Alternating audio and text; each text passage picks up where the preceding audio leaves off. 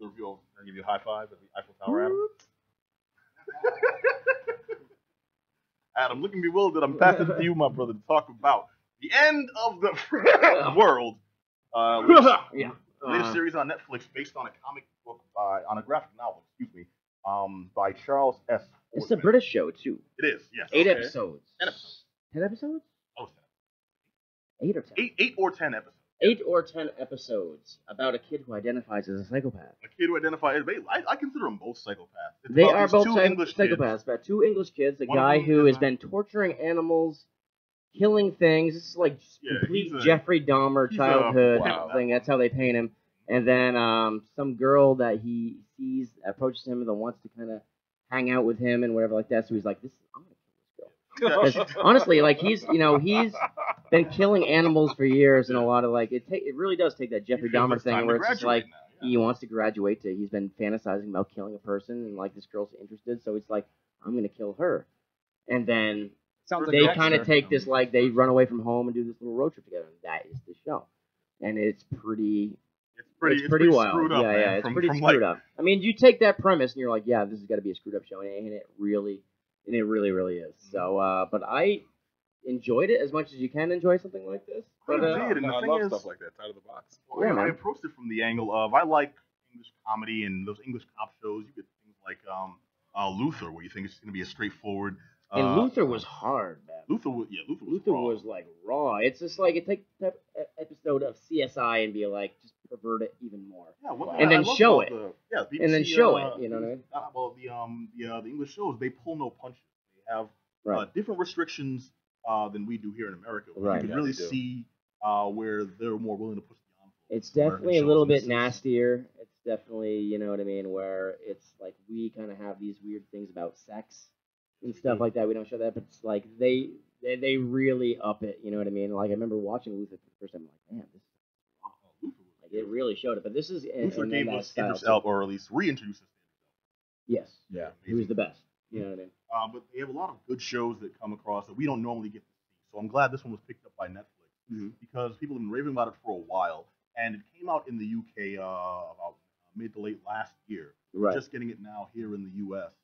Over the past couple of weeks. So like American audience are catching up. You know what I mean? A little bit, but like yeah, this is that show, and it's great, and it takes this weird, and it's kind of like California. You remember that movie with David Duchovny? David Duchovny's in it, Brad Pitt's in it. That was a great movie. No, Californication is the show, but this is the movie California with a K, and Brad Pitt's like a psychopath serial murderer. It's really good. And when was this? We're talking like 90s, maybe late 90s. Oh, okay, all right. I didn't know Brad Pitt back then. So basically, it's a road trip with David Duchovny's like a writer, and then Brad Pitt's the serial killer, and they don't know each other is that, and they're on a road trip together. And there's a woman involved. I forgot who the woman was. There's always a woman. It's a Jew.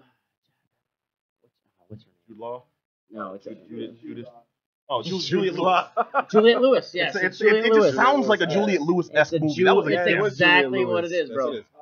And yeah, she's in it, but it's a little like that, just in like the premise of like these two psychopaths hitting the road, or like you know what I mean, Mickey and Mallory from what's that film?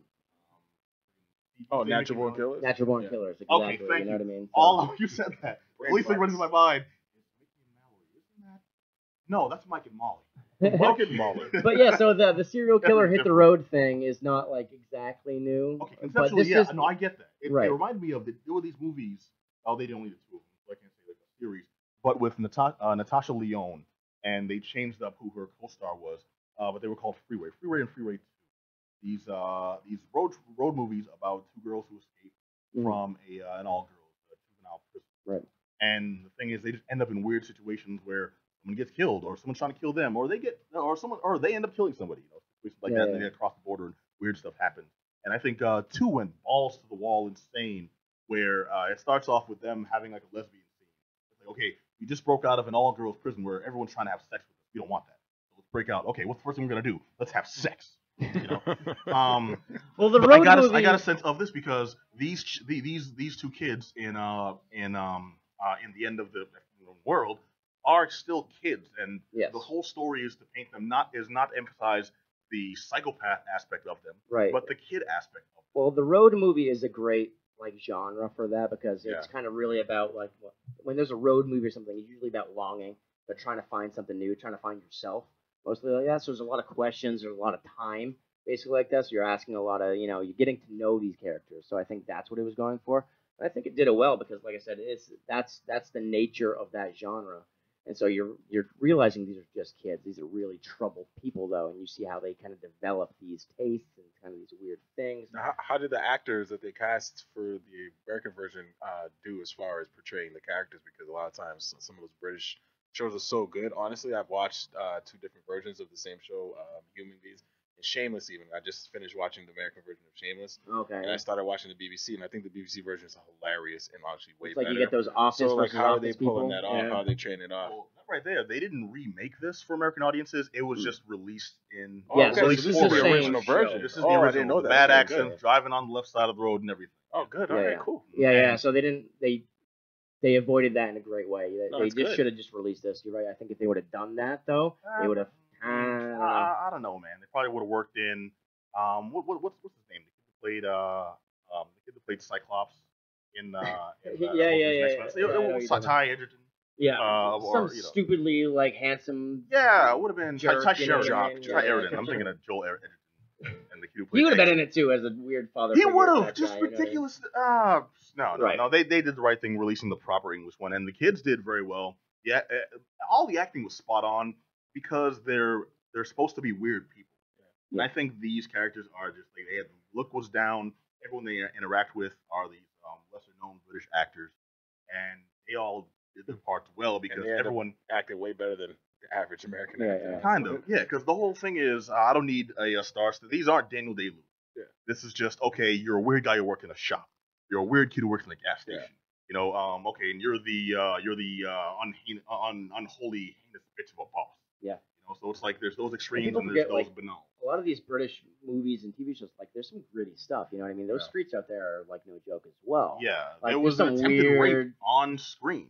Yeah, there's some crazy stuff. It's really kind of like this hard and airy. You know what I mean? A lot of people think of like this, the British countryside, how beautiful it is, and it sounds like. Well, correct me if I'm wrong. The idea is, the cops don't carry guns. How serious could they be? So prim and proper, and tea at lunch and stuff like that. No, man, there's some really gnarly stuff. There's a lot of suffering. There's a lot of poverty, and there's a lot of bad tea. And a lot of it is shown in the show, and they come across some real reactions.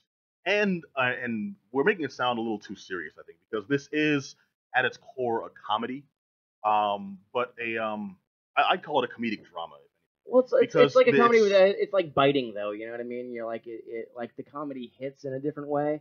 You know what I mean? You're like it gives you more weirdness and more like you laugh in self-defense more. Oh, you know and what I that's mean? funny. Like, yeah. And then more.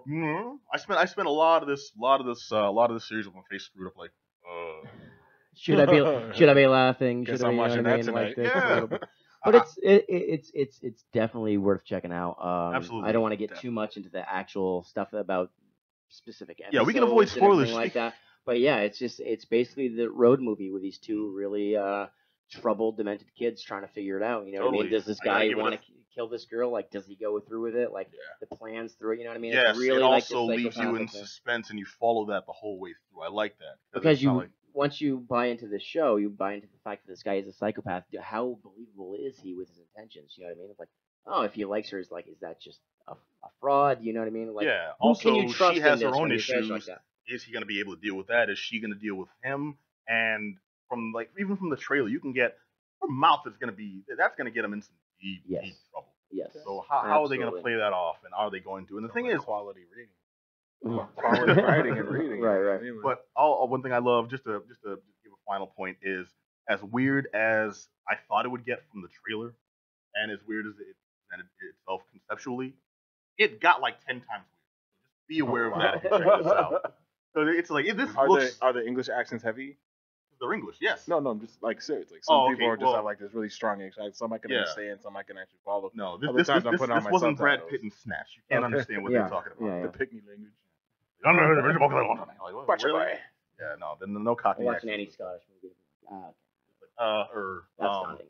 I'm gonna watch Break. I give it a thumbs up. Thumbs up, absolutely. Absolutely. on Netflix right now. It's called The End of the F asterisk asterisk KING World. Check that out yourself, but dude, I recommend it. Black Adam. Yes, sir. All right, so now I'm gonna turn it over to my other side. You.